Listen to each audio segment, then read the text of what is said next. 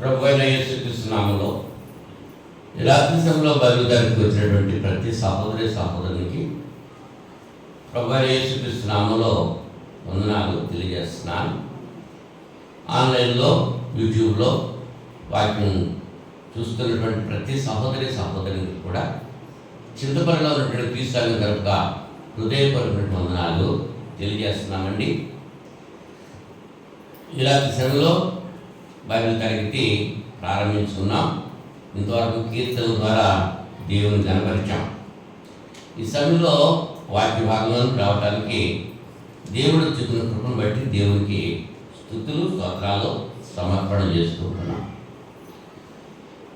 చిన్న ప్రార్థన చేసుకుని వాక్యం చదువుకుని వివరణలోకి వెళదాం. ప్రార్థన. ప్రేమ కలిగిన మా తండ్రి, కృప కలిగిన మా ప్రభువా, మీ పరిశుద్ధమైన ఘనమైన ఉన్నతమైన శ్రేష్టమైన నామానికి స్తుతులు స్తోత్రాలు సమర్పణ చేస్తున్నాం నాయన. గతించిన శుక్రవారం నుంచి ఇంత పర్యంతం మీ మహా దయచేత కృపచేత నన్ను మమ్మల్ని సజీలెక్కలు ఉంచారు. సురక్షితంగా కాచి కాపాడి ఈ రాత్రి సమయంలో ప్రియమైన మీ బిడ్డలతో కలిసి నాయన బైబిల్ తరగతిలో పాల్గొనడానికి మీరు ఇచ్చిన అవకాశం బట్టి స్తోత్రాలు చెల్లిస్తున్నాను. ఇంత పర్యంతము కీర్తన ద్వారా తృప్తి పొందారు.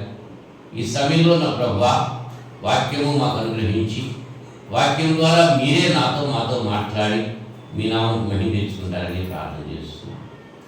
ప్రపంచవ్యాప్తంగా భయంకరమైనటువంటి సంఘటనలు మేము వినుచూ ఉంటున్నాము.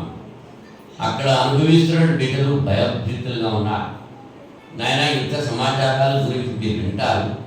అక్కడక్కడ కరువులు వస్తాయి, భూకంపాలు వస్తాయి. అయినా అంతము మాత్రం వెంటనే రాదని ఈ లేఖనంలో మీరు మాకు తెలియజేసుకుంటున్నారు. కరుణాతండ్రి, ఇటువంటి పరిస్థితులు మేము చూసినప్పుడు విన్నప్పుడు మా బ్రతుకులు సరిచేసుకుంటానికి మంచి మనసును మాకు దయచేయి. మార్పు చెందేటువంటి హృదయాలు మేము కలిగి ఉండడానికి ప్రభుత్వాన్ని ప్రార్థన చేస్తున్నాం. ఇది నాలో ఎంతోమంది మిమ్మల్ని ఎరగకుండా నిత్యనాశనం వెళ్ళిపోతున్నారు. అటువంటి వారందరి కొరకు ప్రార్థన చేస్తున్నాం. ప్రత్యేకించి ఈ చింతపల్లి అనేటువంటి గ్రామం కొరకు నాయన విజ్ఞాపం చేస్తూ ఉంటున్నా. సుధమ కుమార పట్టణాలు నా తండ్రి నాయన మీ దృష్టికి నాయన మరి భయంకరమైన రీతిలో పాపంలో మునిగిపోయినటువంటి సందర్భంలో కొద్దిమంది నీతిమంతులు ఉంటే రక్షిస్తాను అని చెప్పి ఆ బ్రాహ్మణుడు మీరు ఇచ్చిన మాటను బట్టి ఆ కొద్దిమంది కూడా లేక ఆ పట్టణాన్ని నా ప్రభువా అగ్ని వడగండ్ల చేత నాశనం చేశారు. అదే రీతిగా నాయన ఈ గ్రామం కూడా అట్టి పరిస్థితిలో ఉంది. సాతాను సింహాసనం ఉండి నా తండ్రి నాయన విగ్రహారాధకులు ఎక్కువగా ఉండి సంఘంలో చేర్చబడిన వారు కూడా నాయన వాక్యం మీద శ్రద్ధ ఆసక్తి లేకుండా కేవలము శరీరాశ నేత్రాశ జీవపడంబాల కొరకు మాత్రమే మిమ్మల్ని నమ్ముకోవాలి అనే ఆలోచనతో తటస్థమైన జీవితం జీవిస్తూ ఉంటున్నారు. ఇటువంటి వారందరి కొరకు ప్రార్థన చేస్తున్నాం.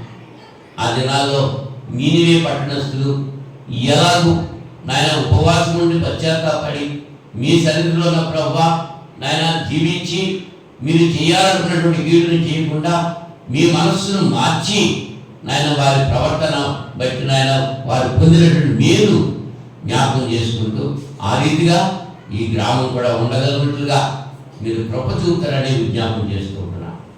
ఈ సమయంలో నాయన వాక్య భాగంలోకి వెళుతున్నాము. అపవిత్రమైన పెద్దలు కాల్చి పవిత్రపరిచి పరిశుద్ధుడు మీ లేఖనాలు ప్రియమైన మీ బిడ్డలు అందించడానికి చిన్న పనిముట్టుగా నన్ను వాడుకొని మీ నామకు మహిమ తెచ్చుకుంటారని ఈ ప్రార్థన మా రక్షకుడు మీ ప్రియకుమారైన యేసుక్రీస్తు నామములో వేడుకుంటున్నాం పరలోకపు తండ్రి, ఆమేన్. మరి ఒకసారి అందరికీ వందనాలమ్మా. గత శుక్రవారం దీని గురించి మనం తెలియజేస్తున్నాము. లవోదికయ సంఘం గురించి తెలియజేశాం. చల్లగా కానీ వెచ్చగా కానీ లేదు, నులివెచ్చని స్థితిలో ఉంది.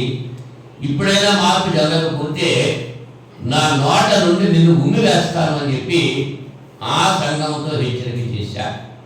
అదే రీతిగా ఇప్పుడు కూడా మన సంఘంతో మనతో కూడా మాట్లాడుతున్నాడు అనేటువంటి విషయాన్ని గత వారంలో మీకు జ్ఞాపకం చేయడం జరిగింది. దాంతో 7 సంఘాల గురించి కూడా మనం ఆలోచన చేయడానికి నేర్చుకుంటానికి లేక తెలుసుకుంటానికి దేవుడు కృప చూపాడు.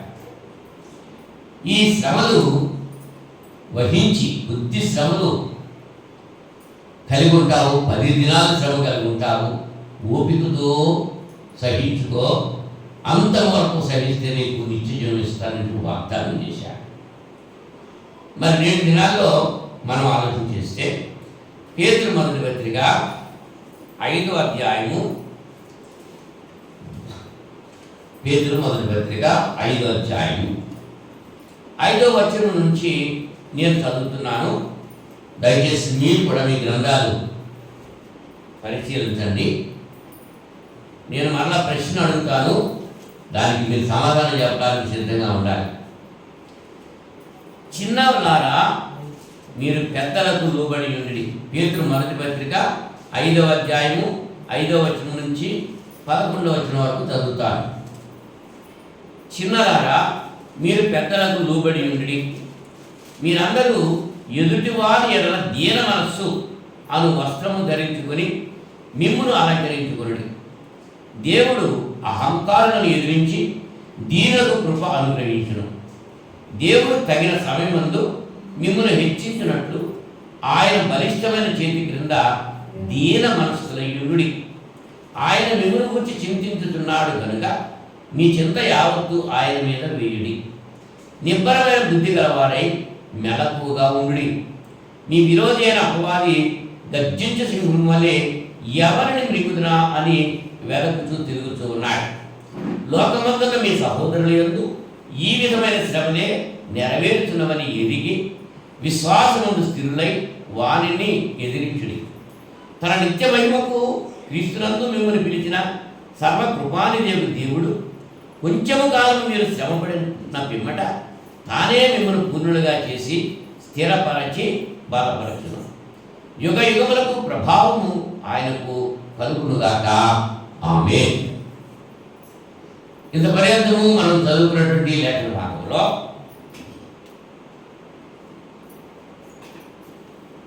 మీ చింత యావత్తు ఆయన మీద వేయుడు. ఎందుచేత ఆయన మిమ్మల్ని గురించి చింతించుతున్నాడు, మన గురించి ఆలోచిస్తున్నాడు ఆయన కనుక మన చింత ఆయన మీద వేయాలి. తల్లిదండ్రులైనటువంటి వారు బిడ్డల గురించి ఆలోచన చేస్తూ ఉంటారు. వారి భవిష్యత్తు ఎట్లా ఉంటుందో, వాళ్ళు ఎలాగవుతారో అని చెప్పి ఆలోచన కలిగి ప్రయత్నం చేస్తూ ఉంటారు. మరి మన కన్నతండ్రి అయినటువంటి దేవుడు మన గురించి ఆలోచిస్తున్నాడు, మనం ఏమైతామో అని. కనుక మనం దేని విషయంలో కూడా చింతపడకుండా మన చింత యావత్తు దేవుని మీద వెయ్యాలి. తగిన సమయమందు దేవుడు మిమ్మల్ని హెచ్చించేటట్లు ఆయన బలిష్టమైన చేతి కింద దీన మనస్కులయ్యుండుడి. దేవుని యొక్క బలిష్టమైన హస్తాల కింద మనం దీనులుగా ఉండాలి. ఎందుచేతంటే నిబ్బరమైన బుద్ధి గలవారి మెలకుగా ఉండాలి. మన విరోధి అయినటువంటి అపవాది గర్జించు సింహం వలె ఎవరిని మృగుదురని వెదకుతూ తిరుగుతున్నాడు. రోజుకి ఎన్ని గంటలండి? 24 గంటలు. అవునా? ఇంకొక 25, 66 ఉంటే బాగుండేమో.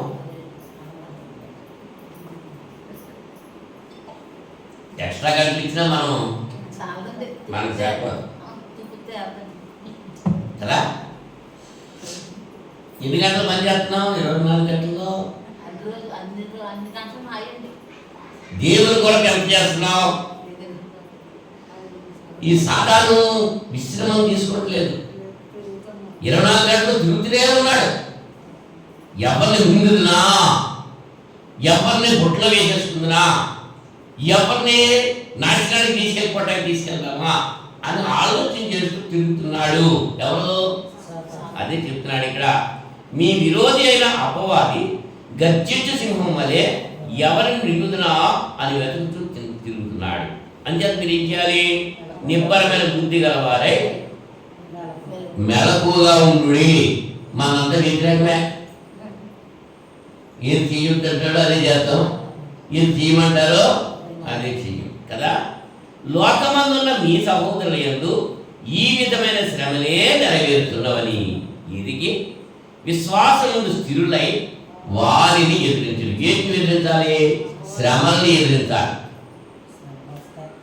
శ్రమలు వస్తాయి. లోకమందున్న సహోదరులకి అన్ని కూడా శ్రమలే. తన నిత్య మహిమకు క్రీస్తునందు మిమ్మల్ని పిలిచిన సర్వకృపానిధి అయిన దేవుడు కొంచెము కాలం మీరు శ్రమపడిన పిమ్మట తానే మిమ్మల్ని పూర్ణులుగా చేసి స్థిరపరిచి బలపరచు. కొంచెం కాలం ఏం చేయాలి? శ్రమ పడాలి. శ్రమ పడకపోతే ఫలితము ఉండదు. ఇలాంటి సమయంలో శ్రమల గురించి మనం ఆలోచించడానికి ప్రయత్నం చేస్తున్నాం. శ్రమలు ఎవరికి వస్తాయి? శ్రమలు ఎందుకు వస్తాయి? శ్రమలు క్రైస్తవులకి ఉన్నాయని దేవుని యొక్క వాక్యం చెబుతుందా? శ్రమల వల్లనే విశ్వాసులు సంపూర్ణులు కాగలరు. శ్రమలు వచ్చినప్పుడు వ్యతిరేకంగా ప్రవర్తించిన వారు, శ్రమలను విశ్వాసులు ఎలాగా చూశారో, ఏమని నమ్ముకున్నారో, శ్రమను సహించి సంపూర్ణులైనటువంటి వారు ఎవరైతే ఉన్నారో వారి గురించి, అలాగే శ్రమలు వచ్చినప్పుడు మన స్పందన ఎట్లుండాలి, మనం ఎలా ప్రవర్తించాలి అనేటువంటి 7 విషయాలు మీతో ముచ్చరించడానికి నేను ఇష్టపడుతున్నాను. కానీ ఆ 7 విషయాలు కూడా ఈనాటి సమయంలో చెప్పుకుంటానికి మనకి సమయం లేదు. ఎందుకంటే సాకారు గారికి సమయం ఉంది కానీ మనకి సమయం ఉండదు. కనుక ఎంతవరకు మనకి సమయం ఉందో అంతవరకు ఈ పాఠ్య భాగంలో కొన్ని విషయాలు మనం ఆలోచించేయడానికి ప్రయత్నం చేద్దాం. మీ మనస్సును తెరచి జాగ్రత్తగా వినండి, ఆలోచించేయండి. ప్రభు రాత్రి సమీపంగా ఉంది, వచ్చేస్తాడు, రేపో ఎల్లుండో అంటున్నారు, కానీ అప్పుడెప్పుడు రాడు. ఆ దినము ఎప్పుడు వస్తుందో మనకే తెలియదు. ఆ దినముల గురించి, కాలం గురించి తెలుసుకుంటే మీ పని కాదు అని యేసు ప్రభు వారు శిష్యులతో చెప్పారు. అపొస్తలుల గారి 1వ అధ్యాయం 8వ వచనంలో. కనుక ఎక్కడి నుంచి మనం చెప్పింది వెంటనే ఎలా ఉండాలో అలా ఉండమే, సిద్ధపడి ఉండాలి. ఇప్పుడు 10th క్లాస్ పరీక్షలో మరో పరీక్ష పోస్ట్పోన్ చేశారు. ఆ పరీక్ష కొరకు వాళ్ళు సిద్ధపడ్డారు, కానీ మళ్ళీ పోస్ట్పోన్ చేశారు. పోస్ట్పోన్ చేస్తే దానివల్ల వాళ్ళకి మేలా కీడా? మేలే జరుగుతుంది. మేలుగా భావించేవాడు ఇంకా చదవాల్సిన ఏమైనా మర్చిపోతే వాటిని చదువుకుంటానికి అవకాశం వస్తుంది. మేలు మంచిగా ఉండేటువంటి వాడు. మరి చెడ్డగా ఉండే వాళ్ళు అయితే ఏం చేస్తారు?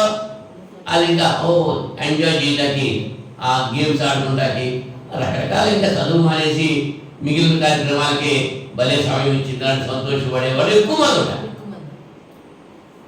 రోజు వచ్చింది కదా చదువుకుందాం అని సమయాన్ని సద్వినియోగం చేసేవాడు తక్కువ మంది ఉంటారు. ఇప్పుడు శ్రమలు లేక శోధనలు, శ్రమలు అన్నా శోధనలు అన్నా ఒకటే. ఇప్పుడు ఇంతవరకు మనం కీర్తనలు పాడుకున్నాం కదా, శ్రమను సహించే మనసు, అవి కృపగా తలంచే హృదయం.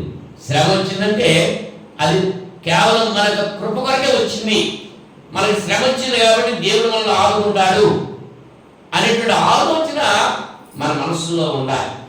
మానవులందరికీ శ్రమలు ఉన్నాయా? శ్రమలు లేని వాడు ఎవరు ఉన్నాడా? మనిషిగా పుట్టిన ప్రతి ఒక్కరు కూడా శ్రమలు ఉన్నాయి. శ్రమలు లేనిటువంటి వారు ఎవరు కూడా లేరు. శ్రమలు అనుభవించిన వారు ఎవరు కూడా లేరు. ఎందుకు వస్తాయి శ్రమలు అంటే? దేవుని మాటకు లోబడకపోతే శ్రమలు వస్తాయి. మరి దేవుని మాటకు లోబడి జీవిస్తున్న వారికి కూడా శ్రమలు వస్తాయి. దేవుని మాట వినకపోతే శ్రమలు వస్తాయి. మరి దేవుని మాట వింటూ దేవునికి లోబడి జీవిస్తూ ఆయన భయం కలిగి భక్తి కలిగి జీవిస్తూ ఉన్నటువంటి కూడా శ్రమలు ఉన్నాయి. ఎందుకంటే మానవులందరూ కూడా శ్రమ పడాల్సిన అవసరం ఉంది. ఎందుకు వస్తాయి అనేటువంటి విషయాన్ని మనం ఆలోచన చేస్తే, దేవుని మాటకు లోబడకపోతే శ్రమలు వస్తాయి అని చెప్పుకున్నాం. దేవుని మాటకు లోబడకపోతే ఆదికాండం 3వ అధ్యాయంలో ఆదాము హవ్వల గురించి మనం ఆలోచన చేస్తాం. దేవుడు సృష్టించినటువంటి మానవుడు ఆదాము హవ్వ ఇద్దరు కూడా దేవుడితో సహవాసం కలిగి ఉన్నారు.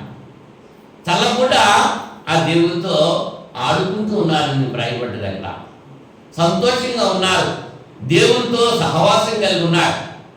దేవుడు చెప్పినటువంటి మాట వాళ్ళు ఎప్పుడైతే మీరారో, దేవుడు వద్దన్న పండు వాళ్ళు తిన్నారో, దేవుడు చెయ్యొద్దన్న పని వాళ్ళు చేశారో, అప్పుడే వాళ్ళకి శ్రమ వచ్చేసింది.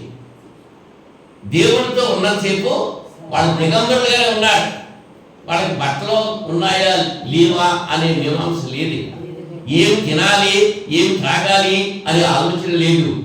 ఆహారం ఎలా సంపాదించాలి, బిడ్డలు ఎలా కనాలి అనేటువంటి ఆలోచన లేదు. ఏ చింతలు లేవు. దేవునితో ఉండగా ప్రతి అవసరం కూడా దేవుడు తీరుస్తున్నాడు. వాళ్ళకి ఏదైనా లోటు వచ్చిందా? లోటు రాలేదు. కానీ ఎప్పుడైతే దేవుడు వద్దు అన్న పని వాళ్ళు చేశారో, వెంటనే వాళ్ళకి ఇంకా ఆదాయమో శ్రమపడి నేలను సాగు చేయాలి, అవమేమో గర్భవేదన అధికంగా ఉంటుంది, శ్రమంతో పిల్లలు కనాలి. ఇంక ఏం చేయాలి, ఎలాగా? ఇప్పుడు గ్యాస్ పనులు వచ్చేసింది, మరి ఎలా వంటలు అలా చేసుకోవాలనే సమస్య మనకు వచ్చిందా లేదా? వచ్చింది. అలాగే ప్రశాంతంగా ఉన్నటువంటి సమయంలో దేవుని మాటకు లోబడకుండా సాతాను యొక్క మాటకు లోబడ్డారు వాడు. దేవుడు చెప్పింది గొప్ప, సాతాను చెప్పింది గొప్ప. దేవుడు చెప్పింది సత్యమా, సాతాను చెప్పింది సత్యమా? దేనికి లోబడ్డారు వీళ్ళు? సాతాను మాటకు లోబడ్డారు. మరి మనం దేనికి లోబడుతున్నాం? గ్రంథంలో ఏదైతే చెప్తే దాన్ని అనుసరిస్తున్నామా, మనుషులు ఏదైతే చెప్తున్నారో దాన్ని అనుసరిస్తున్నామా? ఆలోచన చేసుకోవాలి. దేవుడు చెప్పింది చెప్పినట్టు చేస్తే శ్రమలు ఉండవు. దేవుడు చెప్పింది మానేసి లోకం చెప్పింది చేస్తూ ఉంటే ఏం కలుగుతాయి? శ్రమలు వస్తూ ఉంటాయి. ఉంటాయా? కయ్యను గారి ఆలోచన చేస్తే ఆదికాండం 4:9 ఆదాము హవ్వ వాళ్ళ బిడ్డలు కదా, కయ్యను హేబేలు. కయ్యను పెద్దవాడుగా ఉన్నాడు, హేబేలు చిన్నవాడిగా ఉన్నాడు. ఇద్దరు కూడా దేవుడి సన్నిధికి బలి అర్పణ చేశారు. దేవుడు హేబేలు అర్పణ అంగీకరించాడు, కయ్యను అర్పణ అంగీకరించలేదు. అంటే కయ్యనుకు దేవుడి మీద కోపం వచ్చింది. అంగీకరించింది ఎవరో? దేవుడు. మరి కోపం ఎవరి మీద వచ్చింది? తమ్ముడి మీద వచ్చింది. తమ్ముడు ఏం చేశాడు? కయ్యని వాడు ఎలాగైతే అర్పించాలో అలాగ అర్పించాడు, తన పని తను చేశాడు. మరి అలాగ అర్పించడం మానేసి వీడు ఇష్టానుసారంగా అర్పించాడు. దేవుడు కోరుకున్న రీతిగా ఇవ్వడం మానేసి వాడు ఇష్టానుసారంగా ఇచ్చాడు. అంచేత దేవుడు కయ్యను అర్పణ అంగీకరించలేదు. అందుచేత వాడి కోపం ఎవరి మీద వచ్చేసింది? తమ్ముడి మీద కోపం వచ్చి తమ్ముడిని చంపేశాడు. మొట్టమొదటి హత్య. సరే, చంపాడు. హేబేలు చనిపోయిన తర్వాత అతని రక్తము నేలలో నుంచి దేవునికి మొరపెడుతుంది. దేవా, నా అన్నగారు నన్ను చంపేశాడు అని పగ తీర్చుకోమని చెప్పి హేబేలు యొక్క రక్తం నేల నుంచి మొర పెడితే ఆ మొర దేవుడు విన్నాడు. కయ్యను పిలిచి అడుగుతున్నాడు, కయ్యను నీ తమ్ముడు ఎక్కడరా అని అడిగాడు. అయ్యా, నేను చంపేశాను నా తమ్ముడిని అని చెప్తే బాగుంటుకోలేము. కానీ చెప్పాడా? దేవునితో ఎదురుతో మాట్లాడుతున్నాడు. మా తమ్ముడికి నేను నన్ను కాపలాగా పెంచేవాళ్ళు అని అడుగుతున్నాడు. ఎవరితోటి? దేవునితో. ఎలా మాట్లాడాలో తెలియట్లేదు వాడు. దేవునితో ఎలా మాట్లాడాలో మనకు తెలుస్తుంది. దేవునితో ఎలా మాట్లాడాలో? దేవుని చదువు ప్రార్థన చేయాలంటే ఏం ప్రార్థన చేస్తున్నావు? దేవా, నన్ను క్షమించని అడుగుతున్నావా? చేసినట్టు తప్పిదాలు ఒప్పుకుంటున్నావా? ఒప్పుకున్నటువంటి వాటిని విడిచిపెడుతున్నావా? దేవునికి ప్రేమకు పాత్రలుగా జీవిస్తున్నావా? కానీ అవన్నీ కావాలి, ఇవన్నీ కావాలని అడిగేస్తున్నాం. మీరు ఏమడుగుతున్నారో మీకే తెలియట్లేదు. జబదయి కుమారులు 2 ఉన్నారు. వాళ్ళ తల్లి వచ్చి యేసుప్రభు దగ్గర అడుగుతుంది, మీ రాజ్యంలో నా కొడుకుల్లో ఒకరిని కుడి వైపున ఒకరిని ఎడమ వైపున కూర్చుంటగానే తీయ్యా బాబు అని అడుగుతుంది. నేను త్రాగింది వాళ్ళు త్రాగలరా? నేను పొందిన శ్రమ వాళ్ళు పొందగలరా? అంటే పొందుతారు, చేస్తారు అని. అయితే పొందొచ్చు, చేస్తారు. కానీ నా కుడి వైపున ఎడమ వైపున కూర్చుంటూ నా చిత్తంలో లేదు, అది తండ్రి చిత్తంలో ఉంది. ఎందుకు మనం ఆలోచన చేస్తున్నాం? దేవుడు ఏదైతే చెప్పాడో దానికి మనం లోపడాలి. ఈ కయ్యను అన్నాడు, నాకు కాపలా పెట్టావు, నన్ను కాపలా పెట్టావా తమ్ముడికి అని అడిగాడు. దేవుని మాటకు లోపడలేదు, దేవుని ఎదిరించాడు. అంచేత దేశాలంట దేశ దిమ్మలుగా పొమ్మని చెప్పి శాపం వచ్చాయి. అంటే శ్రమ వచ్చింది. ఇప్పుడు ఒక చోట కూర్చుని ఉంటే కావాలని తెచ్చుకుని సమకూర్చుకోవచ్చు. వాడు ఇక్కడ ఉండడం, ఎక్కడ సంచారం వెళ్ళిపోతూ ఉంటారు. ఎక్కడ స్థిరమైన నివాసం లేదు, స్థిరమైనటువంటి ఆహారం లేదు, స్థిరమైనటువంటి కుటుంబం లేదు. ఇటువంటి ఆ శ్రమలు కయ్యను అనుభవించాల్సి వచ్చిందో అర్థమైందా? దీనికి కారణం ఏంటి? దేవుని మాటకు లోబడకపోవడం. అంటే దేవుని మాటకు లోబడకపోతే శ్రమలు వస్తాయి అనేటువంటి విషయాన్ని ఈ రెండు ఉదాహరణలో మనం చూసాం. రెండవదిగా దేవునికి లోబడి మనం ఉన్నామో లేదో తెలుసుకుంటాకే కొన్ని పరీక్షలు వస్తూ ఉంటాయి. పరీక్షల కొరకు శ్రమలు వస్తూ ఉంటాయి. పరీక్ష అంటే ఏంటి? పరీక్ష అంటే ఏంటి? పరీక్ష టెస్ట్ చేస్తాను, అది రైటా కాదు. పరీక్షలు జరుగుతున్నాయి కదా, వాళ్ళు దేని పరీక్షలు ఉన్నాయి కాబట్టి చదువుతున్నారు. వాళ్ళు పరీక్షలు లేకపోతే చదువుతారా? పరీక్షిస్తున్నాడు దేవుడు మనల్ని, కొంతకాలం పరీక్షిస్తారు. ఆ పరీక్షలో మనం ఓడిపోతే శ్రమలో నిత్యనాశనానికి పోతాం. ఆ పరీక్షలో నెగ్గితే నిత్యజీవము పొందుతాం. అలాగా పరీక్షింపబడినటువంటి వ్యక్తుల్లో అబ్రాహాము ఒక ఆయన. అది కాను 22వ అధ్యాయము 1వ వచనంలో దేవుడు అబ్రాహామును పరీక్షించసాగాడు. ఏం చేస్తున్నాడు? అక్కడ పరిశోధించను అని రాయబడ్డది. అక్కడ పరిశోధించను అంటే టెస్ట్ చేశాడు అనమాట, పరీక్ష చేశాడు. మనం అన్నం ఉడికిందా లేదా ఏం చేస్తూ ఉంటారు? గరిటతో తీసుకుని చూస్తూ ఉంటారు. ఉడికిందా లేదా చూస్తూ ఉంటారు. ఉడికితే ఉంచుతారు, లేకపోతే ఉంచుతారు కదా. అబ్రాహామును దేవుడు పరిశోధించాడంట. ఎప్పుడు పరిశోధించాడు? పిలిచినప్పుడు పరిశోధించాడా? 12 అధ్యాయంలో పిలిచాడు ఆది కాలంలో. ఇప్పుడు 22 అధ్యాయంలో వచ్చినప్పటికీ దేవుడు అబ్రాహామును పరిశోధించాడు. ఎలాగ పరిశోధించాడు? తన ఏకైక కుమారుడైనటువంటి ఇస్సాకును దహన బలిగా ఇమ్మని అడిగాడు. ఆయన యొక్క ఉద్దేశం ఏంటంటే, ఇప్పుడు 25 సంవత్సరాలకి వాగ్దానం చేసి 20 సంవత్సరాలకి ఇచ్చాడు. ఇప్పుడు 25 సంవత్సరాల వయసు వచ్చింది. ఆ యవ్వన బిడ్డ ఇంతకాలం ఎలా తిరిగాడు. అబ్రాహాము జీవితంలో చాలా చాలా సంఘటనలు జరిగినాయి. మేలు జరిగినాయి, కీళ్ళు జరిగినాయి, శోధనలు వచ్చినాయి.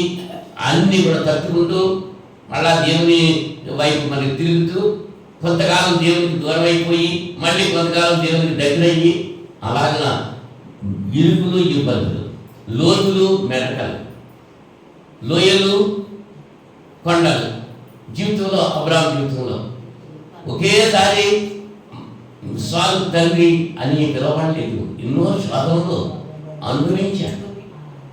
అవునా? మరి ఆ కుమారుని ఇవ్వడానికి వెనుతీయలేదు. తన మనస్సులో తెలుసుకున్నా ఏం చేస్తాడో అని దేవుడు అబ్రాహామును శోధించాడు. 16వ వచనం వచ్చినప్పటికీ ఏమంటున్నాడు? ఇందును బట్టి నీవు నాకు భయపడేవాడవని నాకు తెలిసింది అంటున్నాడు. ఎందుని బట్టి?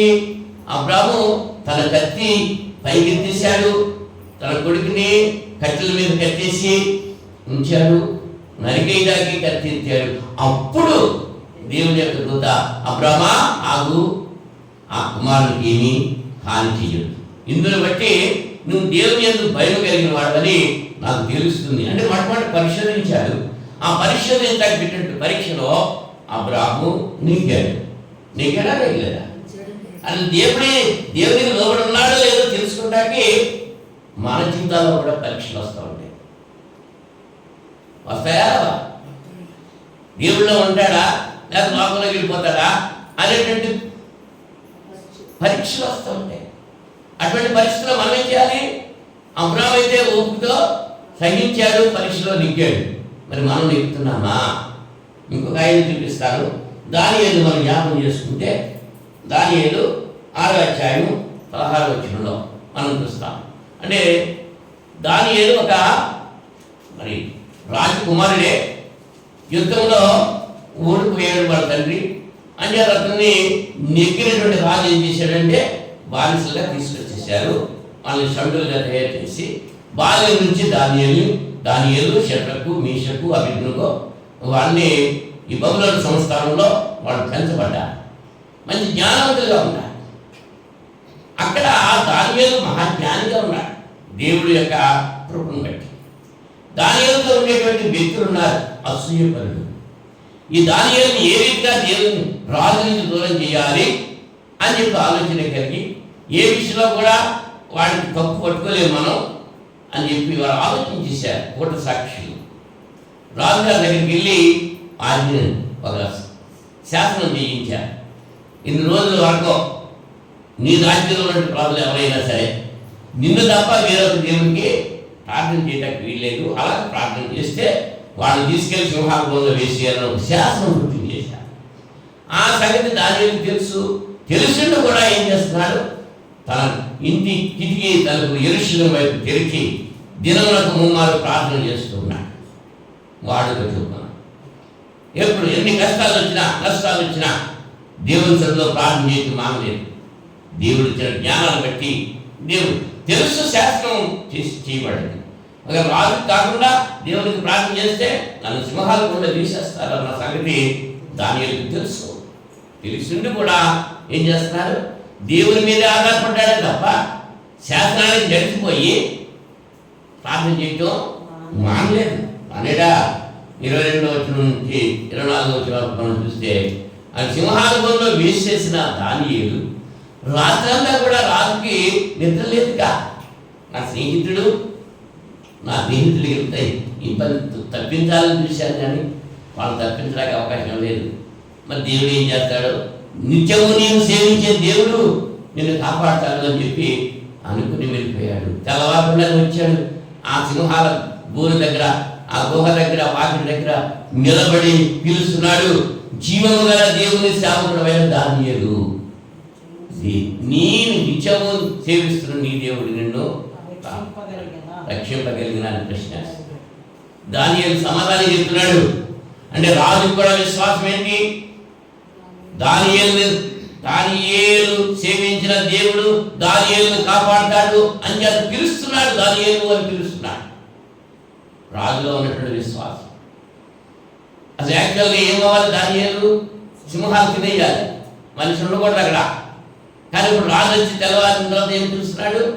జీవము గల దేవుని సేవకుడు అయిన దానియేలు బట్టి దేవుని నామం మహింపరచబడుతుంది. ఇలాంటి సమయంలో మనల్ని బట్టి మన దేవుని నామం మహింపరచబడుతుందా?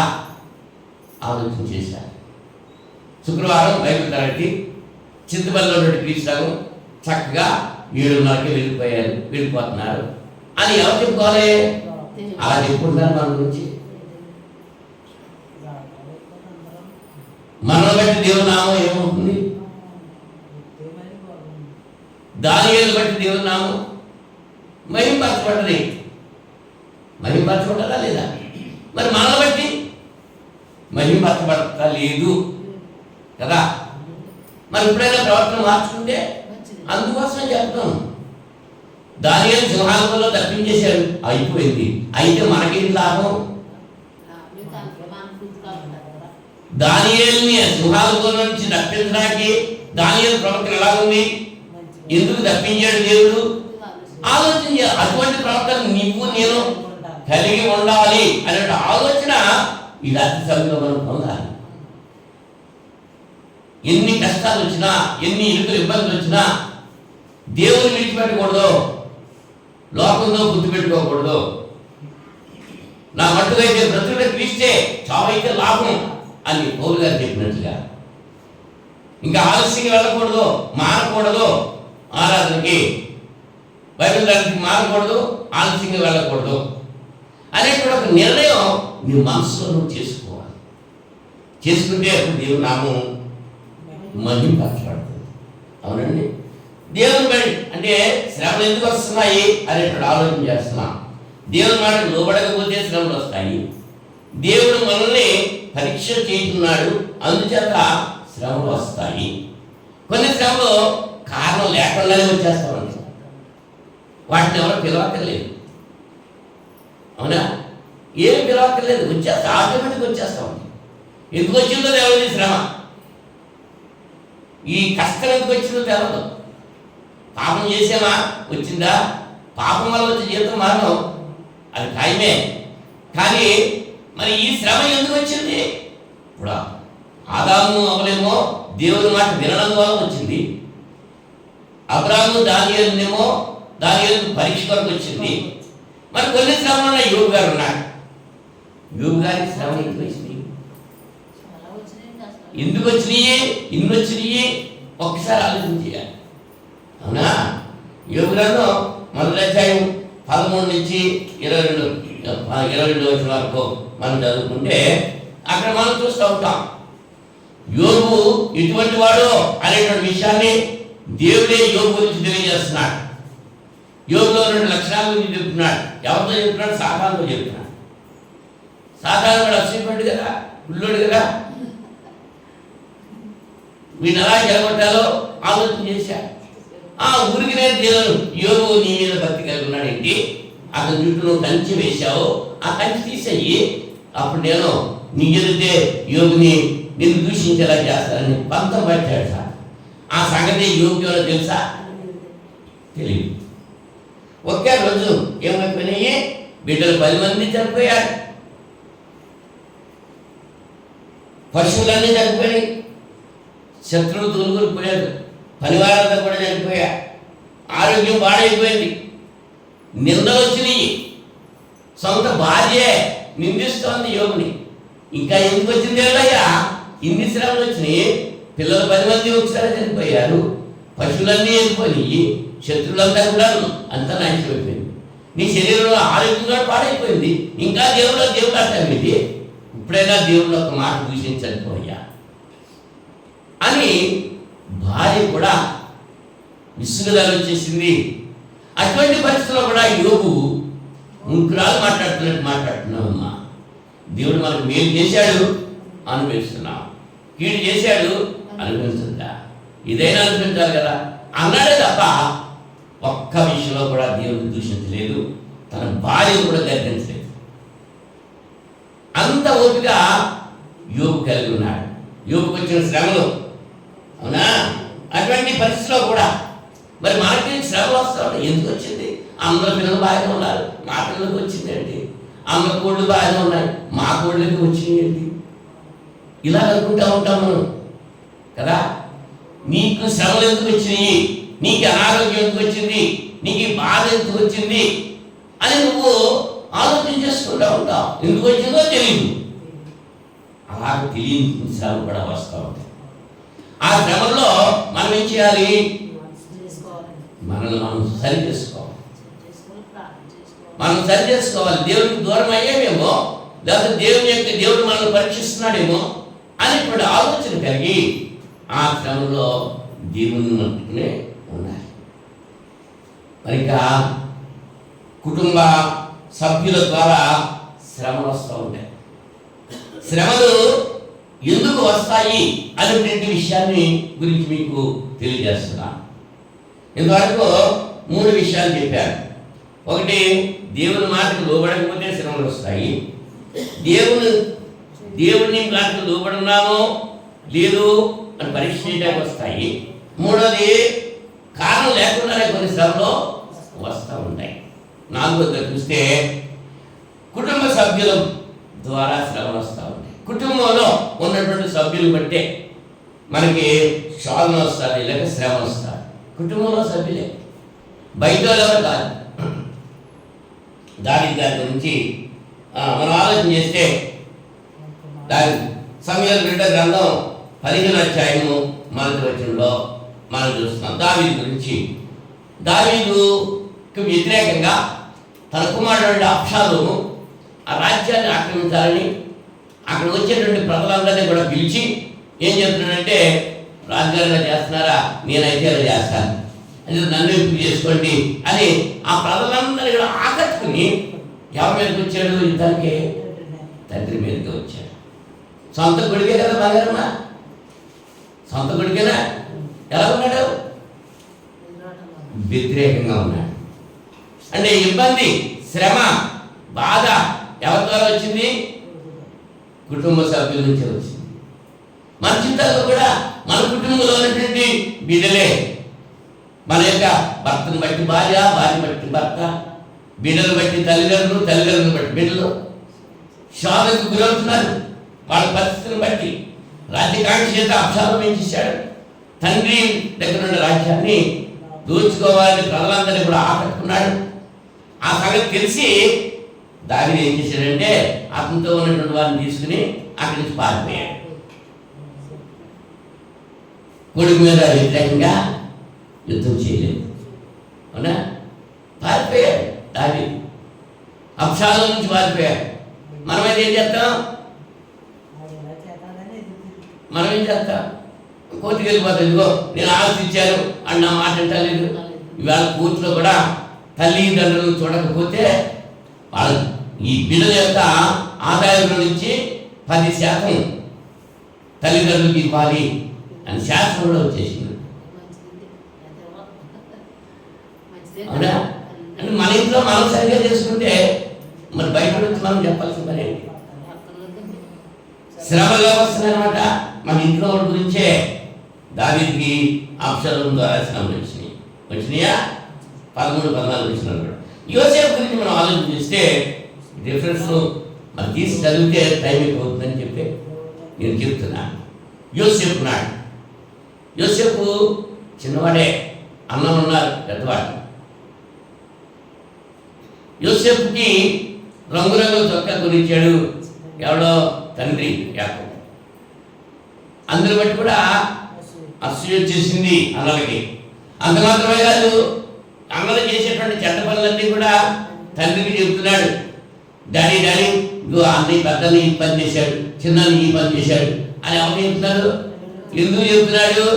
వాళ్ళు బాగుపడతారని, తండ్రి వాళ్ళని గద్దిస్తాడని, వాళ్ళు మంచి మార్గంలోకి వస్తారని యోసేపు అన్నం గురించి చెప్తా ఉన్నాడు. కళ వచ్చింది. ఎవరు ఇచ్చారు కళలో? దేవుడే ఇచ్చాడు. దేవుడు ఇవ్వకపోతే కళలో వస్తుంది మనకి. అందుని బట్టి అన్నలు పగబెట్టున్నారు. ఆ సంగతి యోసేపుకి తెలిసా తర్వాత అన్నలకి ఆహారం పట్టుకెళ్ళమని తండ్రి చెప్తే పట్టుకెళ్ళారు. ఓ చోట ఉన్నారు వాళ్ళు, నీరు అక్కడ వేరే చోటకి వెళ్ళారు. ఇవన్నీ మోసుకుని వెళ్ళటం, తిరగటం, ఎంత ప్రయాసపడ్డాడు అన్నల కోసం. అంత ప్రయాసపడి ఆహారం వాళ్ళకి పట్టుకెళ్తుంటే దూరాల నుంచి వాళ్ళు చూసి ఒరే కళ్ళకన్నీ పడుతున్నాడు, రంగులు చొక్కా వేసుకుని వస్తున్నాడు, అని ఏం చేద్దాము చూడండి అని చెప్పి చంపేయడానికి ప్రయత్నం చేశారు. మేలు చేయడానికి అతగాడు వస్తుంటే కీడు చేయడానికి తలపెడుతున్నారు. యోసేపుకి శ్రమేనా? యోసేపుకి శ్వాసమేనా? అందులో పెద్దవాడు అన్నాడు, చంపేస్తే మనకేం వస్తుంది, వీళ్ళు నమ్మేద్దాం, గూతులో పడేశారు. నీళ్లు లేని పోయి ఎందుకు పడేస్తున్నారు అన్నా అని అన్నాడా? ఎదురు తిరిగాడా? చెప్పాడా? శోధన సహించుకున్నాడు, ఓర్చుకున్నాడు. శ్రమ వచ్చింది, ఓర్చుకున్నాడు. ఓర్చుకుంటే దేవుడు అతన్ని ఏం చేశాడు? వాళ్ళకి ఏ ఆహారం పట్టుకెళ్తుంటే చంపడానికి ప్రయత్నం చేసిన అన్నలు ఉన్నారు, వాళ్ళ కొరకే, ఆహారం కొరకే యోసేపు అక్కడ చెప్తున్నాడు. 45 అధ్యాయం 4-5 వచనాల్లో ఆదికాండం, మీరు ఆవేళ నన్ను గోతులో పడేశారు, ఆ బాధితులుగా అమ్మేశారు అని చెప్పి బాధపడకండి, మీరు అలా ఆవేళ చేశారు కాబట్టి ఈవేళ మీ అందరికీ నేను దేవుడు నా ద్వారా మీ చేస్తున్నాడు అని అనుకున్నాడే తప్ప అన్నగారి మీద పగ చూపించా. ఎన్ని శ్రమలు అనుభవించాడు యోసేపు. చెరసాల్లో చెయ్యని తప్పుకి చెరసాల్లో అనుభవించాడు. పొత్తిఫారు ఇంట్లో బాధలు పడ్డాడు, అవునా? ఇవన్నీ సహించుకున్నాడు, శ్రమను సహించుకున్నాడు. కాబట్టి ఆ ఐగుప్తు దేశం అందరికీ కూడా రాజు తర్వాత రాజు అధికారం పొందాడు. కూర్చుకోకపోతే మనం ఆలోచించాలి. శ్రమలు ఎందుకు వస్తాయి? ఎవరి ద్వారా వస్తున్నాయి? అవునా? కుటుంబ సభ్యుల ద్వారానే వచ్చింది యోసేపుకి. బైబిల్ ఎవరన్నా దావీదు కుటుంబ సభ్యుల్లోనే వచ్చింది. మన కుటుంబ సభ్యుల్లో నుంచే మనకి శ్రమలు వస్తూ ఉంటాయి. మన కుటుంబంలో వాడే, మన అన్నలే, మన తమ్ముళ్ళే, మన అక్కలే, మన చెల్లెళ్ళే, వాళ్ళ ద్వారా శ్రమలు మనకి వస్తున్నాయా రావట్లేదా? ఏమ్మా పెళ్ళయ్యే వరకు మాట్లాడుకుంటారు, పెళ్ళయిన తర్వాత మాట్లాడుకోరు. వాళ్ళంటే వీళ్ళకి ఎట్టడం, వీళ్ళంటే వాళ్ళకి ఎట్టడం. ఏమొచ్చేసింది? కుటుంబం సభ్యుల మధ్య వచ్చిందా, బయట వాళ్ళ నుంచి వచ్చిందా? అటువంటి పరిస్థితుల్లో దేవుని నమ్మినటువంటి నీవు, దేవుని ఎరిగినటువంటి నీవు, దేవుని అనుసరిస్తున్న నీవు ఎలా ప్రవర్తించాలి? దేవుని బిడ్డగా క్రీస్తు మనసు కలిగి జీవించాలి. అనే విషయాన్ని మనం నేర్చుకోవడానికి ప్రయత్నం చేస్తున్నాం. తర్వాత బంధువుల వల్ల శ్రమలు వస్తూ ఉంటాయి. బంధువులు ఏమన్నారంటే రాబంధువులు అన్నారు.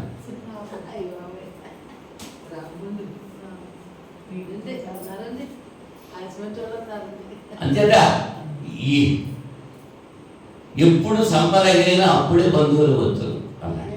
ఒక పద్యం చక్కటి పద్యం. తెప్పలుగా చెరువు నిండిన కప్పలు 10 చెరువు అన్నాడు. చెరువు నిండా నీళ్ళుంటే కప్పలు కూడా వచ్చేస్తాయి. ఆ చెరువులో నీళ్ళు వెళ్ళిపోతే కప్పలన్నీ పారిపోతా ఉంటాయి. అలాగే బంధువులు కూడా అంతే. బీరకాయ పీసంతా చుట్టుకుంటా వచ్చేస్తారు. నీ దగ్గర డబ్బులు ఉంటే, నీ దగ్గర డబ్బులు లేవుకో ఎంత దగ్గర సంబంధం లేదు. అబ్బే వాళ్ళకి మాకు నేను సంబంధం లేదు అనేటువంటి మాట. బంధువుల ద్వారా శ్రమ వచ్చినాయా? శ్రమలు యాకోబు గురించి మనం ఆలోచన చేద్దాం. యాకోబు మంగారు లాభాలు, అవునా? యాకోబు గురించి మనం ఆలోచన చేస్తే ఆదికాండం 30వ అధ్యాయంలో ఈ విషయాన్ని చెప్పేటువంటి విషయం మీరు చూస్తారు.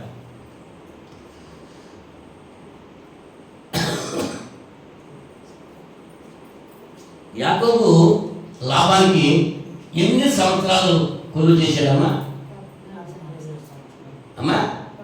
14 సంవత్సరాలు. అదే చెప్తున్నాం అంతే మనం. 14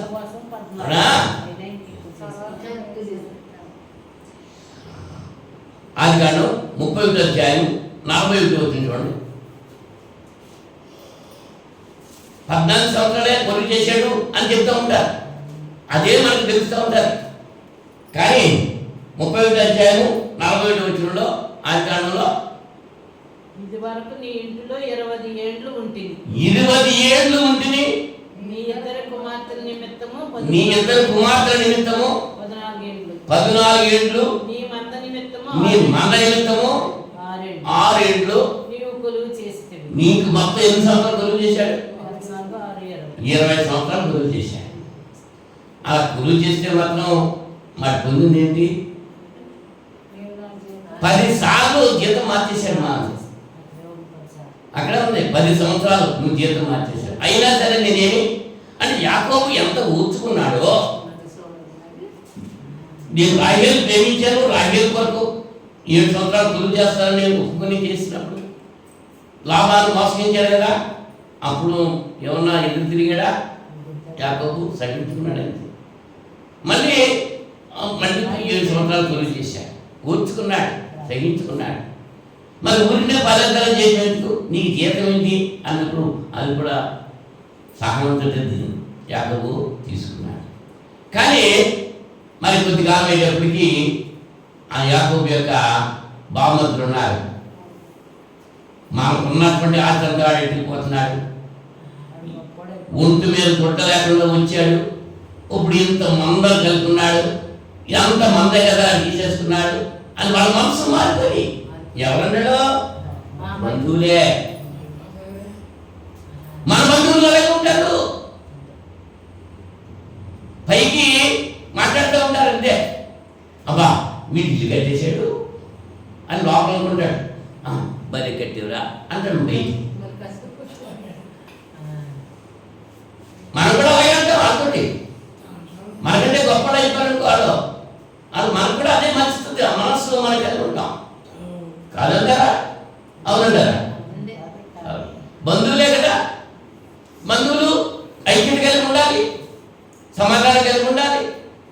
అసూయ ద్వేషం ఎందుకు? బంధువులోనే ద్వేషాలు కలిగి ఉంటారు.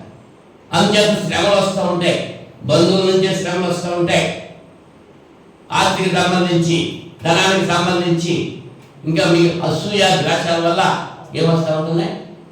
ఇది నైజం. అది నాకు లేనిది నీకుంటే నేను ఆచలేను, అదే కదా నైజం. సాతాను అదే కదా చేశాడు. అక్కడ దేవునితో సహవాసం కలిగి ఉన్నటువంటి సాతాను దేవుని దూతగా, ప్రధాన దూతగా ఆ ఉన్నటువంటి ఆ దేవదూత అసూయతో దేవుని నుంచి దూరం అయిపోయాడు. నాకు దూరం అయిపోయిన ఆ సంతోషం ఈ మానవులు చెప్పుకుండాలి అని వాళ్ళు కూడా దేవుని నుంచి దూరం చేశాడా లేదా? అదే మనస్సు మనం కలిపడుతున్నాం. మళ్ళా ఉన్నామా లేదా? పోనీ పొడిగింటి వాడు బాగున్నాడు, లేదా మా చుట్టమే వాడు బాగున్నాడు అని చెప్పి సంతోషం అని ఉండేటువంటి మనసు ఎంతమంది ఉంటాడు. అని బంధువు అయి ఉండి మా అమ్మ బంధువే కదా, చూడు మేము ఎలా ఉన్నాం, కనీసం మమ్మల్ని చూడట్లేదు, పాటించట్లేదు అని ఆలోచన. ఎవడు కష్టపడ్డాడు, సంపాదించుకున్నాడు, నువ్వు కూడా కష్టపడ్డావు, సంపాదించుకో. వాడికి ఉన్నదని నీకు లేదని నువ్వు ఏర్పడలేదు కదా, స్వార్థం కూడా కదా. అని చెప్పి శ్రమలు ఎక్కడి నుంచి వస్తున్నాయి? బంధువుల దగ్గర నుంచి వస్తున్నాయి. ఇక్కడ యాకోబుకి తన బంధువు అయినటువంటి తన ఆ బామర్దుల వల్ల, తన మామగారి వల్ల శ్రమలు వచ్చినాయి. కూర్చున్నాడా లేదా? వ్యతిరేకించాడా? పారిపోయాడంటే వాళ్ళకి తెలియకుండా. 6 రోజులు ప్రయాణం వెళ్ళిన తర్వాత అప్పుడు తెలిసింది లాభానికి వెళ్ళిపోయాడు. అప్పుడు వస్తాడు దేవుడు అతనితో మాట్లాడేది లాభంతో, అతను ఏమి హాని చేయదు. హాని చేయడానికి వచ్చాడు. యాకోబు దేవుని యందు భయం కలిగిన వాడు కాబట్టి అతనికి హాని చేయొద్దు అని చెప్పి లాభాలను దేవుడు హెచ్చరించాడు. యెహోవా యందు భయభక్తులు గల చుట్టూ ఆయన దూత కావలి ఉండును. అవునా? మరిగా 5 విషయాలు చెప్పాడు. ఆఖరి ఏమిటంటే స్నేహితుల వల్ల కూడా శ్రమలు వస్తూ ఉంటాయి మనకి. మన స్నేహితుడే, ఒక మంచంలోనే పడుతున్నాం, ఒక కంచంలోనే తిన్నాం, స్నేహితుడే, కానీ వాడి వల్లే మనకి శ్రమలు వస్తూ ఉంటాయి. స్నేహితుల వల్ల కూడా శ్రమలు వస్తూ ఉంటాయి. యోబు గురించి మనం ఆలోచన చేస్తే, యోబుకి స్నేహితులు 3 ఉన్నారు. యోబు యొక్క పరిస్థితిని చూశారు. యోబును పరామర్శించాలని వచ్చారు. ఎలీఫజు, బిల్దదు, జోఫరు 3 కూడా స్నేహితులు. యోబు పరిస్థితి బాగోలేదని యోబు స్నేహితులు పరామర్శించడానికి వచ్చారు. కొన్ని దినాలు మౌనంగా ఉండిపోయారు, దూరంగా ఉండిపోయి మౌనంగా ఉండిపోయి నేను మాట్లాడలేదు. అక్కడి నుంచి ఏం మాట్లాడుతున్నారు తెలుసా? నువ్వేదో అన్యాయం చేశావు, నువ్వేదో పాపం చేశావు అని చెప్పి దేవుడు నీకు శిక్ష ఇచ్చాడు. ఇప్పుడు ఆ పాపాన్ని ఒప్పుకో, ఆ పాపాన్ని దేవుని దగ్గర ఒప్పుకో అని చెప్పి నీకు శిక్ష వచ్చింది కాబట్టి నువ్వు ఒప్పుకుంటే దేవుడు క్షమిస్తాను అని ఎలీఫజు చెప్పాడు. 4వ అధ్యాయంలో, 5వ అధ్యాయంలో, 15వ అధ్యాయంలో ఈ అధ్యాయాన్ని చదువుకుంటే ఎలీఫజు యోబు మీద మోపిన నేరాలు, నీకు ఈ శ్రమలు ఎందుకు వచ్చాయి? అలాగే మన స్నేహితులు కూడా మనం ఇరుకుల్లో ఇబ్బందులు ఉన్నప్పుడు మనం పరామర్శించడానికి వచ్చినట్టు వస్తారు. పైకి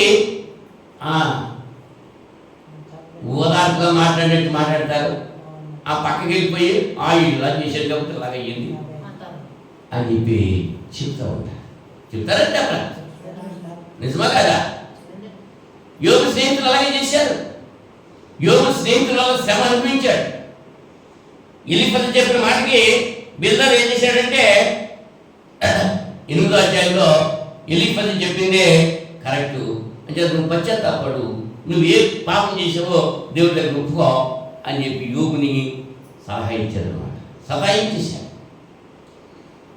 జోఫరు కూడా 11వ అధ్యాయంలో వెళ్ళినప్పటికీ యోబుని పశ్చాత్తాపడాలని పంత కట్టేశాడు. నువ్వు పశ్చాత్తాపడు, ఇప్పుడైనా ఒప్పుకో, దేవుడు కలిగిస్తాడు అని చెప్పి స్నేహితులు 3 కూడా యోబుని ఏం చేశారు? శ్రమ పెట్టారా లేదా? మాట అసలే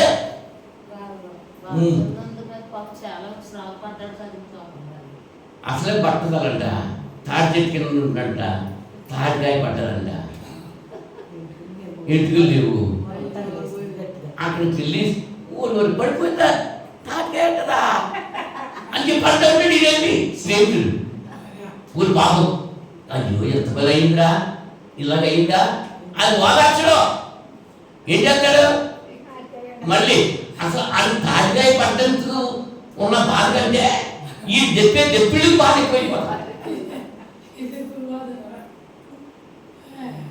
అంటే పడ్డవాడు ఉంటాడు చూడండి, చిన్నపిల్లలు పడిపోతూ ఉంటారు.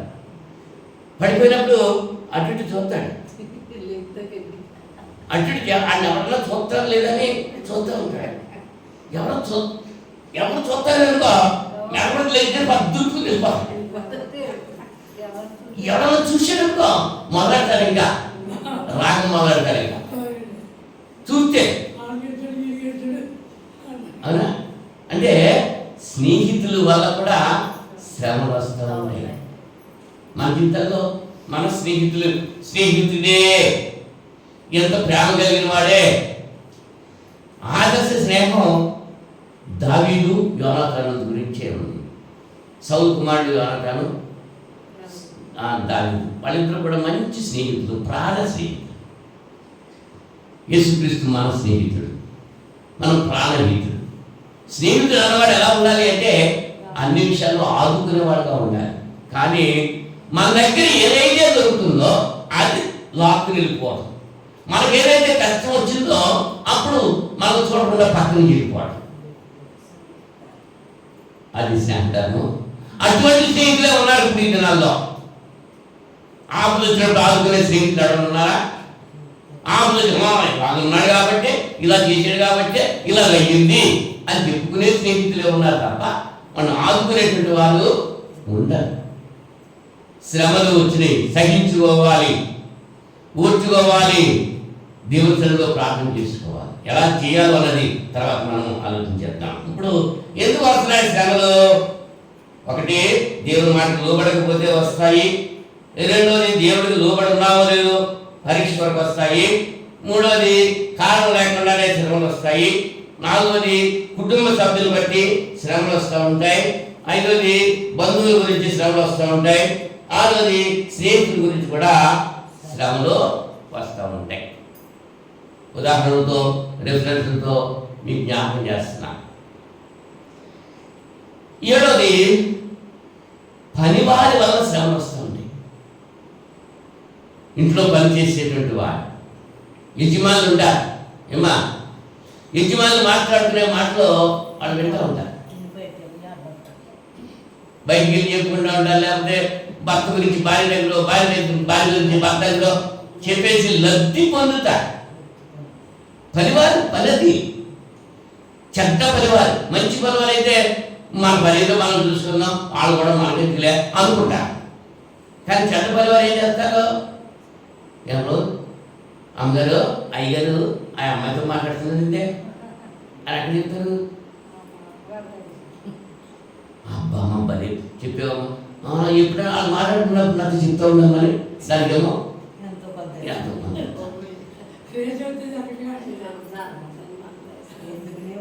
అయ్యగారితో చెప్తా ఉండాలి. అయ్యగారు మీరు వెళ్ళిపోయాక అమ్మగారు ఏం చేస్తున్నారు తెలుసా? మళ్ళీ ఎవరితో చెప్తుంది? అయ్యగారు. అమ్మాయి లక్ష్మే అని డబ్బులు చెప్తా ఉంటాడు, మళ్ళీ ఇది చెప్తా ఉంటాడు. ఎవరు చెప్తున్నారు? ఇప్పుడు భార్య భర్త బాగానే ఉన్నారు, మధ్యలో పనిలో పెట్టేస్తున్నారు. ఉన్నారా లేదా? అలాగా జరిగిన సంగతిని ఒకటి మనం జ్ఞాపకం చేసుకుందాం. అబ్రాహాము పరివారు ఉన్నారు, లూతు పరివారు ఉన్నారు. అబ్రాహాము దేవుడు ఆశీర్వదించాడు. అబ్రాహాము వెంట లూతు వెళ్ళాడు, లూతును దేవుడు ఆశీర్వదించాడు. అబ్రాహాము పరివారు ఎక్కువైపోయారు, మందలు ఎక్కువైపోయినాయి. లూతుకి పరివారు ఎక్కువైపోయారు, మందలు ఎక్కువైపోయాయి.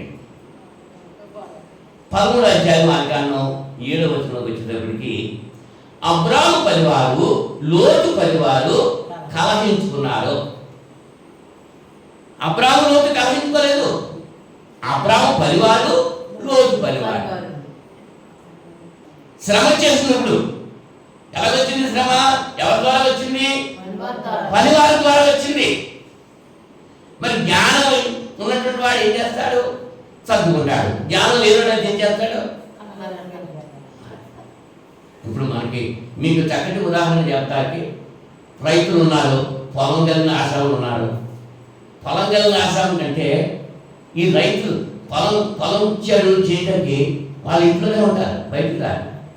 ఈ రైతులు ఏం చేస్తూ ఉంటారు? ఈడే సొంతం ఉన్నట్టుగా ఈ బడలదారుల దగ్గర, నీటి అడ్డాల దగ్గర ఎవరో అసలు ఎన్ని మంది వస్తారు అక్కడికి? ఎవరు వస్తారు కదా? వాళ్ళు బాగానే ఉంటారు, ఆ యజమానులు ఇద్దరు బాగానే ఉంటారు. మధ్య రకంగా ఈ పనివారు పెట్టేస్తూ ఉంటారు. శ్రమ ఎవరి ద్వారా వచ్చింది? ఇదే సొంతం పండుగ అండి. అవునా? అలాగే అబ్రాము పనివారికి, లోతు పనివారికి ఏమొచ్చింది? చాలా వచ్చింది. అబ్రాము తెలివైనడు కాబట్టి, జ్ఞానవంతుడు కాబట్టి, దేవుని యొక్క భయభక్తులు కలిపాడు కాబట్టి, మనం బంధువులమయ్యా, మన మధ్య కలహాలు ఉండకూడదు అని చెప్ప ఈ గుమంతా ఉంది కదా, నీ ఇష్టం, నువ్వు ఎక్కడికి వెళ్తావో అక్కడికి వెళ్ళు, నేను మిగిలిన చోటుకి వెళ్తానని, మన ఇద్దరు వేరైపోతాము అని చెప్పి అబ్రాము చెప్పాడు. అప్పుడు లోతు ఏమనాలి?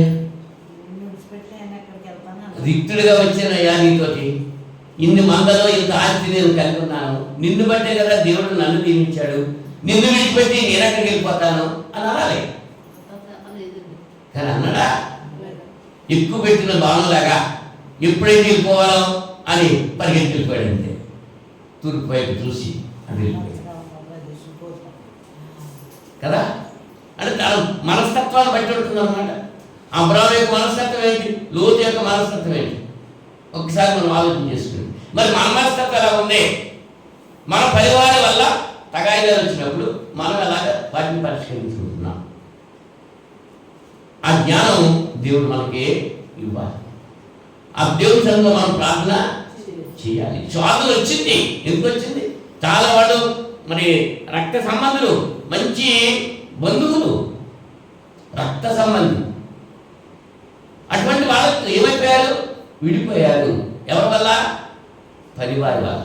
మన జీవితాల్లో కూడా నిజ జీవితంలో అటువంటి ఇరుగు పొరుగు వాళ్ళ వల్ల వస్తూ ఉంటాయి, పరివారి వల్ల వస్తూ ఉంటాయి. కపట సేవకుల వల్ల కూడా శ్రమ వస్తూ ఉంటాయి. సేవకులు ఉన్నారు, కపట సేవకులు ఉన్నారు. దేవుని బోధకులు ఉన్నారు, సాతాను బోధ అంటే సాతాను బోధకులు మేమని బోధెట్టుకున్నాడు,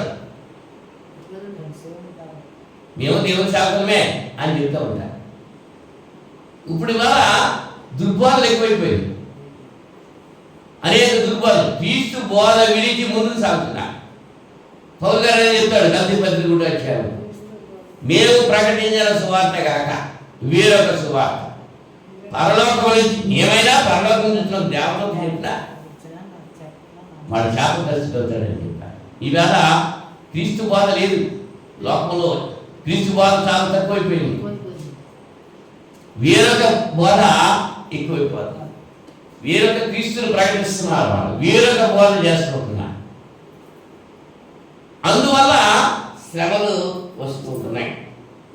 ఒక ఉదాహరణ మనం ఆలోచన చేస్తే, రాజులు మొదటి గ్రంథం 13వ అధ్యాయంలో, రాజులు మొదటి గ్రంథం 13వ అధ్యాయంలో యవ్వనస్తుడైనటువంటి ఒక ప్రవక్త ఉన్నాడు. అతను బేతేలు వెళ్ళాడు. ఆ బలిపీఠం మీద అక్కడ బలిపీఠం దగ్గర ఒక దేవుని యొక్క మాట చెప్పాడు, ప్రవచించాడు. బలిపీఠమా బలిపీఠమా అని చెప్పి మాట్లాడుతూ, మరికొద్ది దినాల్లో ఈ బలిపీఠము బద్దలైపోద్ది, ఈ రాజ్యం పాడైపోద్ది అని చెప్పి ప్రవచించాడు. అక్కడ ప్రవచించేటప్పటికీ ఈ ధూపం వేయడానికి ఆయన వెళ్తే అక్కడ ఉన్నటువంటి రాజు యారోబాము వాడిని పట్టుకోండి అలా చేశాడు. అది చెయ్యా చచ్చిపోయింది, ఎండిపోయింది. ప్రవక్తకి వ్యతిరేకంగా చేసినటువంటి రాజు చెయ్యి ఏమైపోయింది? ఎండిపోయింది.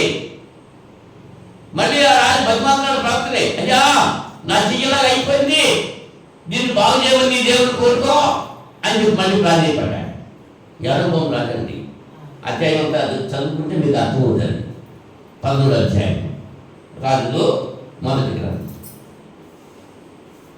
ఈ సంగతి ఆ దేశం అంతా తెలిసిపోయింది.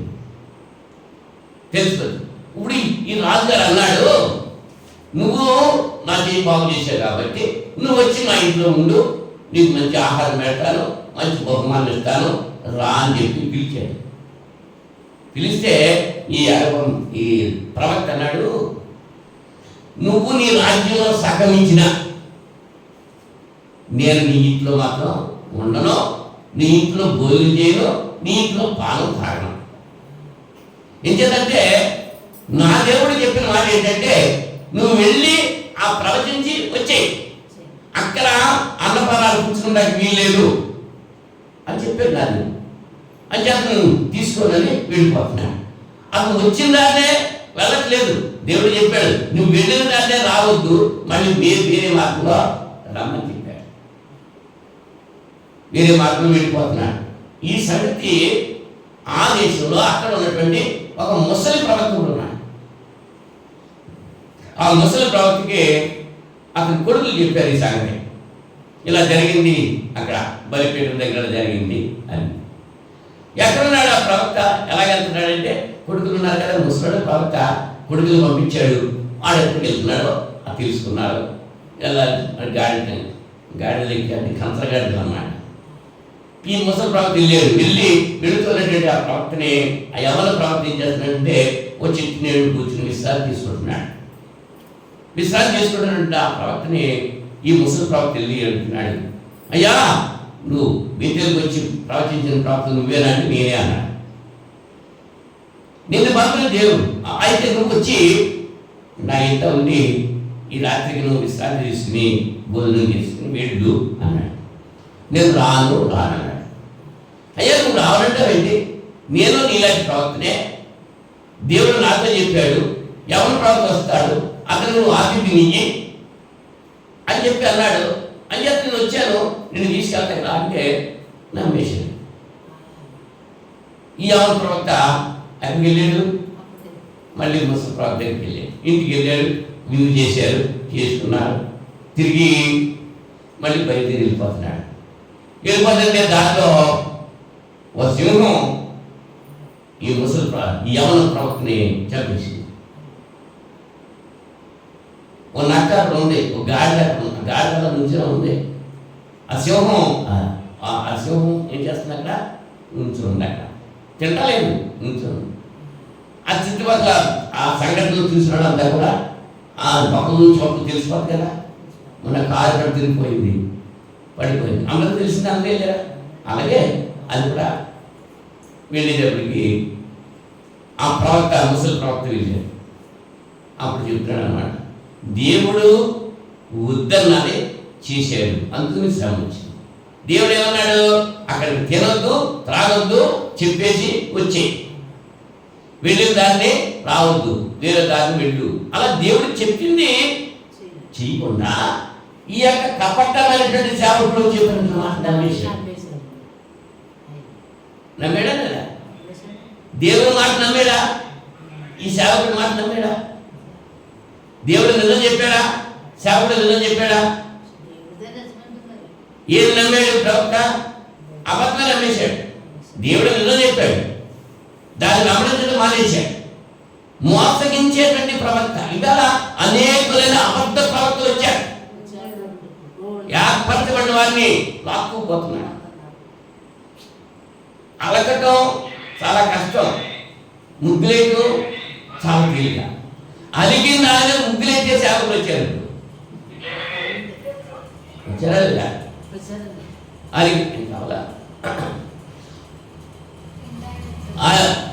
అలికిన దాని మీద ముగ్గులు పెట్టేటువంటి వారు తయారయ్యారు.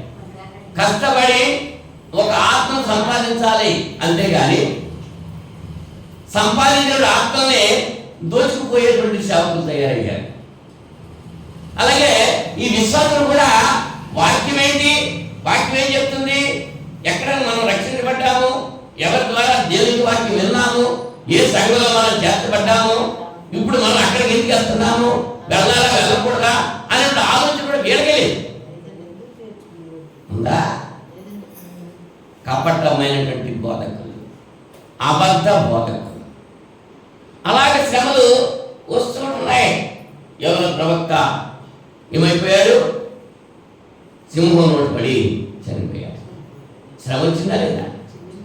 ఇవాళ సువార్తల గురించి కూడా సంఘాలు శ్రమపడిపోతున్నాయి. ఓ సేవకుడు అన్నాడంట, ఆదివారం 50 రూపాయలు తక్కువ కాలు వేయడానికి వీలేదు అన్నాడంట. ఒక భార్య తన భర్తతో చెప్పింది, ఆ భర్త దేవుని నమ్ముకోలేదు, భార్య దేవుని నమ్ముకుంది. ఏమయ్యా నేను ఆరాధనకి వెళ్ళాలి, కానికి 50 రూపాయలు ఇయ్యన్నాడు. 50 రూపాయలు కానికి ఏంటమ్మండి, 50 తక్కువ పలుకుతుంటాడు మా సేవకుడు. అయితే మానే బాధగా అర్థం మానేశాడు. ఎవరి వల్ల వచ్చిందా శ్రమ? ఎవరికి జరిగిన సంఘటన అది. అయ్యా మీటింగ్లు పెట్టిస్తున్నాను, కుటుంబానికి 5,000 ఇవ్వండి, ఇంతమంది సేవకులు తీసుకురావాలి, ఇన్ని రోజులు ఇంతమందికి భోజనాలు పెట్టాలి అని చెప్పి సంఘంలో ప్రతి కుటుంబం కూడా 5,000 ఇవ్వండి, లేదా 15,000 ఇవ్వండి అనౌన్స్ చేసేస్తున్నా. అవునా? చేస్తుంటే ఈ విశ్వాసులు ఏం చేస్తున్నారు, దేవుని తల్లి సంతోషంగా నీకు వడ్డీలు కాదు పట్టుకుని ఇవ్వాలి ఆదివారం, అది వాక్యం చెబుతుంది. వాక్యం చెప్పేది నువ్వు గత వారంలో నువ్వు ఎంత దేవుని వడ్డీలు చేశాడో అంత నీ మనస్ఫూర్తిగా నువ్వు సంతోషంగా ఆదివారం పట్టుకొచ్చి ఆ సంఘపు నిధిలో జమ చెయ్యి. అది దేవుని యొక్క వాక్యం చెబుతుంది. నా మందిరంలో ఆహారం ఉన్నట్లు మలాకి గ్రంథంలో చెబుతున్నాడు, అనేకులకు నా మందిరంలో ఆహారం ఉన్నట్లు మీ దశమ భాగాలు ప్రతిష్టాపన. ఎక్కడ ఏ మందిరం నిధిలోకి వేయమన్నాడు, సేవకుడు జేబులో ఏమలేదు. ఇక్కడ మరి అలా ఉండలేకున్నాం. మరి జరుగుతున్న తంతులు ఏమిటి? ఇవన్నీ పూజ చేసుకుని ఆలయం చేసుకుంటున్నారు, కార్లు కొనుక్కుంటున్నారు, మేడలు కట్టుకుంటున్నారు, పొలాలు కొనుక్కుంటున్నారు. సంఘంలో పేదలు ఉన్నారు, ఆ పేదలకి పాప చీరలు కట్టుకుని కొనుక్కోలేదు. కానీ సేవకుడి భార్య ఇవాళ ఆదివారం కట్టుకుని పట్టుచీరా, మళ్ళీ ఇంకొక ఆదివారం అట్లా ఇంకో పట్టుచీర వచ్చారు. అటువంటి జరుగుతున్నాయా లేదా? సంఘం ఇచ్చేటువంటి కానుకలు ఎవరు తినాలి? సంఘం కొరకు ఉపయోగించుకోవాలి. 3 భాగాలు చేసి మనం అలా చేస్తున్నాం అనుకో, అవునా? రైట్. అంటే సేవకుల ద్వారా సేవలు వస్తున్నాయి. పాపం ఆ మీటింగ్ అంటారంటే మరి ఏం చేయాలి? 5,000 కుటుంబానికి 5,000 ఇవ్వాలంటే వాళ్ళకి వచ్చే ఆదాయం ఉందా? ఇవ్వకపోతేనేమో ఇవ్వకపోతే దేవుడు చెప్తాడో ఆ శాపానికి అలాగని మరి చెప్తున్నారు కదా. దేవుడు నీకు ఇంత ఇచ్చాడు, నువ్వు దేవుడికి ఇంత పుట్టాక నీకేంటి, నువ్వు ఇస్తే దేవుని పడతావు, లేకపోతే శాపాలు అవుతాయి అని చెప్పేటువంటి సేవకులు ఉన్నారు. ఇప్పుడు ఉన్నారా లేదమ్మా? దేవుని వాక్యం చెప్తుంది, నీ వర్తిల్లను పడని నీ మనసుకు ఇష్టమైన రీతిగా దేవునికి అర్పించాలని ఉంది. అవునా? మరి మీ సేవలు ఏం చేస్తున్నారు?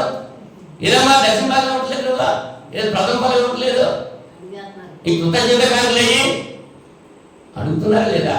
ఒకవేళ ఇవ్వకపోయిన బలం చేశారు. మా సంఘంలో వస్తుంది ఒక ఆవిడ, అయ్యా పండగకి 50 రూపాయలు ఇవ్వమన్నారండి, నా దగ్గర లేవు ఇవ్వటానికి, అందుకని అక్కడికి అంత మానేశారు. 500 ఇవ్వమన్నారంట. విధవరాలు ఏం చేస్తుంది? నేను ఇవ్వలేదయ్యా, నేను అక్కడికి అంత మానేశాను మా మీద. అవునా? అంటే సేవకుల వల్ల శ్రమలు వస్తాయి. అప్పుడు మనం ఏం చేయాలి? ఆ సేవకుడు నిజమైన వాడా గమనించాలి. ఇంకా కొంతమంది సేవకులు ఏం చేస్తున్నారు తెలుసా? చాలా తెలివిగా వాళ్ళ అవసరాల కోసం డబ్బులు తీసుకెళ్ళిపోతున్నారు.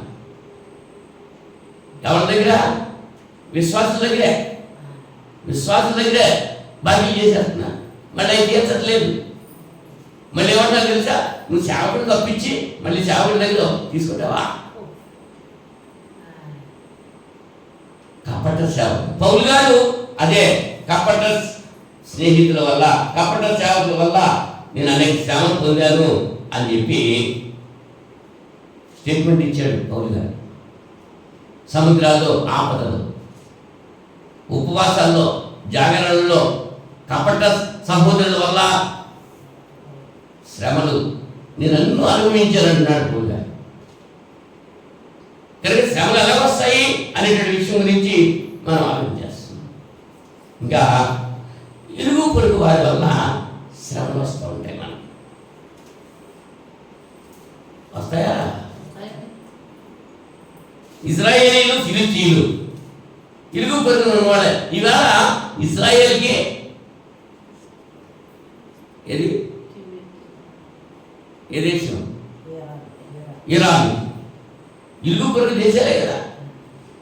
మన భారతదేశానికి పాకిస్తాన్కి ఇరుగు పొరుగే కదా. ఇప్పుడు శ్రమలు వస్తున్నాయి కదా. వాళ్ళకి బాంబులు మీద వేస్తున్నారు, వీళ్ళు బాంబులు మీద వేస్తున్నారు. అలాగే రాష్ట్రానికి మధ్య ఉన్నాయా? ఇప్పుడు తెలంగాణకి, ఆంధ్రప్రదేశ్కి నీటి వివాదం ఉంది. ఈ గోదావరి జలాలు, అక్కడికి పోలవరం ప్రాజెక్టు, ఇవన్నీ దేని గురించి వస్తున్నాయి? ఇరుగు పొరుగు వారికి, ఇరుగు పొరుగు రాష్ట్రాలకే గొడవే, ఇరుగు పొరుగు దేశాలకి గొడవే, ఇరుగు పొరుగు గ్రామంలో కూడా ఇరుగు పొరుగు వారితో ఇబ్బందే, శ్రమలు ఉన్నాయి. ఇవా ఇరుగు పొరుగు వారితో ఉన్నాయి. ఎన్నో శ్రమలు పెడుతున్నారు, ఎన్నో ఇబ్బందులు పెడుతున్నారు. అవన్నీ దేవుని బిడ్డ అయితే సహించుకుని ఓర్చుకుంటాడు. మరి దేవుని బిడ్డ కాకపోతే, దేవుని మనసు లేకపోతే తిరుగుబాటు చేస్తారు. పగ తీర్చుడు నా పని అని చెప్పన్నాడు. దేవుడికి అప్పచెప్పుకుంటే దేవుడే చూసుకుంటాడు. ఎవరికి తీర్పు తీర్చకూడదు, ఎవరి మీద వ్యాజ్యం ఆడకూడదు, ఎవరికి తీర్పు తీర్చకూడదు, ఎవరిని శపించకూడదు. శపించే పని ఎవరిదే? దేవుడు. క్రీస్తు యేసు కలిగిన ఈ మనస్సు మీరు కలిగి ఉండాలి.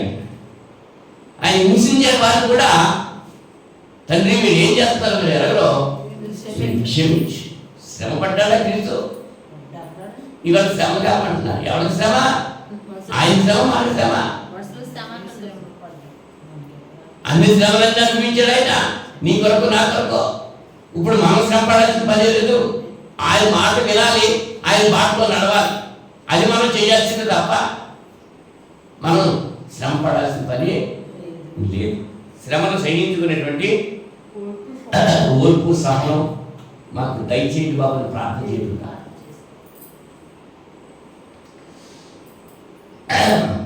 తోటి పనివారి వల్ల శ్రమలు వస్తూ ఉంటాయి. ఇప్పుడు దేశాల మధ్య శ్రమలు వచ్చినాయా? దేశాల నుంచి ఇరుగు పొరుగు దేశాలను బట్టి, ఇరుగు పొరుగు రాష్ట్రాలను బట్టి, అలాగే ఇరుగు పొరుగు వ్యక్తులు బట్టి శ్రమలు వస్తూ ఉంటాయి. దాసులు వస్తున్నాయా? ఇరుగు పొరుగునే, పక్కనే, సరిహద్దులోనే ఏమొచ్చేస్తున్నాయి? కరెక్ట్గా ఉంటే సమస్య లేదు, కరెక్ట్గా లేనిపోతే శ్రమలు వస్తున్నాయి. పైకంటారు అన్నీ ఇక్కడ ఉంటాయి, పట్టుకెళ్ళేది ఏమి లేదు, కానీ ఆక్రమించేదాలే.